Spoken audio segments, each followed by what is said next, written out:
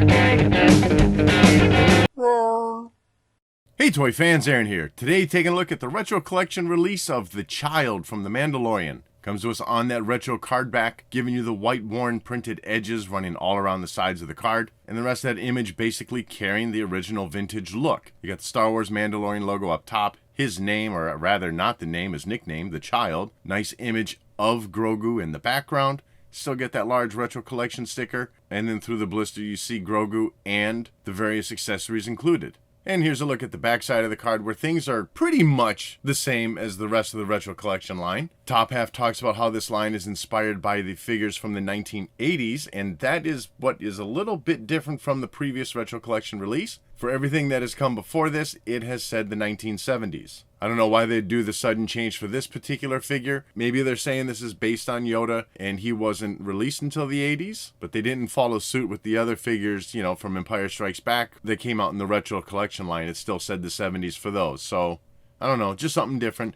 Otherwise, middle of the card gives you a listing of the other figures that are available in this third wave of retro collection figures, and the bottom half of the card is legal information. Taking a look at him out of the packaging, and overall, I mean, it's a simple figure. It hits the marks. It looks like Baby Yoda. Sorry, I'm going to bounce between Baby Yoda, Grogu, the Child, just whatever comes to my mind. Overall, it stands 1 3/16 of an inch tall, and scaling, I'd say, is definitely problematic for this figure. To give you an idea how he fits in, I've got a few different figures here, ranging from the Retro Collection Yoda release. Then we got this release that we're reviewing now. Next one over is actually the Black Series release of the Child. I don't know if that's coming through as the angle that I'm shooting this at, but he is just a little bit shorter than this retro collection release. So the 6-inch scaled figure comes in shorter than the 3 3/4 inch scaled. And then all the way over on the right, we have the vintage collection release of the Child. And that particular version is the standalone release, numbered 184 in the line. And he obviously comes in much shorter than all the others, which he should. So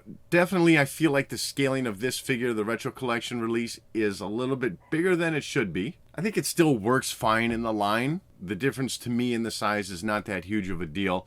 Getting back though, focusing just on this figure, looking at the head sculpt, pretty decent looking. It certainly has a decent portrait resemblance to the Child that we saw on screen. Definitely has that little baby face look going on. Ears sculpted, looking just like the Yoda ears you'd expect to see. You do have some skin detailing being done. You got a few ridges sculpted in along the forehead. Definitely make out the nose and mouth detailing. The eyes look nice and big and painted in a gloss black. As we look at the back, through the top of the head, you can kind of see it there. You've got just a tiny bit of hair sculpted in. Given the simple look of the figure, it might be a little more difficult to give a comparison of how this would actually fit in with the original vintage line of figures. But I'd say overall, I personally think it fits in pretty well. It's got a bit of a softer look to the sculpt. You don't have the additional painting within the ears, giving it that brown color on the inside. And in comparison with the vintage collection release, you're not getting as many wrinkles around the eyes or off to the side. So you're not getting those fine details that you get with today's releases, and I think that's what sets this one apart. And then as far as the rest of the figure, well, obviously you see little tiny green hands sticking out of the sleeves. I'd say it's pretty decent sculpting for what it needs to be. You have a tiny bit of skin detailing sculpted in. Hands are a little bit brighter in green color in comparison to the face, which is a little more pale. There's enough distance between the hands and the face where I don't think it's overly noticeable. And then the rest of that outfit is just his brown robes. You have seam detailing at the front of the collar and continuing down the front of the robe itself. And you can make out that that collar's folded over, and otherwise just lots of soft waves of fabric sculpted in there. And just for fun, looking at the bottom of the figure, yes, you got tiny feet sculpted in. Not painted or anything, just, I don't know, a little attention to detail, kind of neat. As for articulation, head spins a full 360, and both arms pretty much swivel all the way around. That collar does get in the way at the very top of the arc. And the figure does come with a few different accessories. You got his pram, which also has a removable lid. It sits atop a post which you attach to a sand base. And then you get a little green frog. First up, I'll just get through this frog real quick. Yeah, I mean, decent sculpting, little one-eyed thing. A little bit of a flatter stance than what we got with the Black Series frog. And it is just a tiny bit bigger than that also, I'd say. Even though it sits flatter.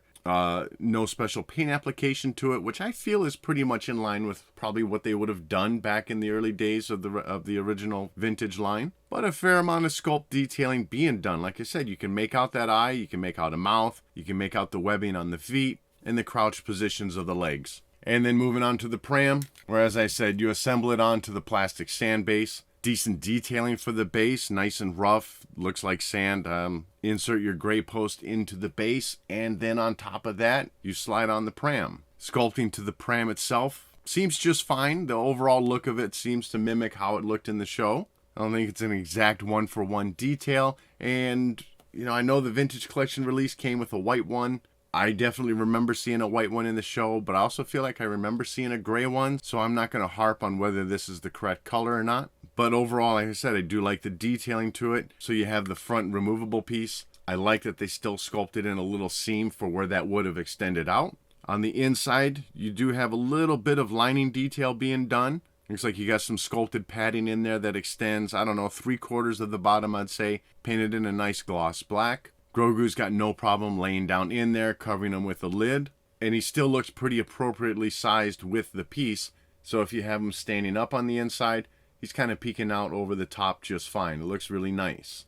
And so overall for me, I think it's a good figure. Scale-wise, yes, it's a little bit tall, but I'm not that bothered by it. This isn't a figure that I'm going to place on my shelf with the regular 3 3/4 inch figures. It's going to sit with my vintage figures, and that's why I want it to look good, and I think it holds its own. The pram is appropriately sized for the size of the figure, and he blends in well with the other retro collection figures from this wave, from The Mandalorian, and even the original line, and to me, that's what's really key about this. So that's going to wrap this one up. I'd love to know what your thoughts are on this figure in the comment section below, and as always, thanks for watching.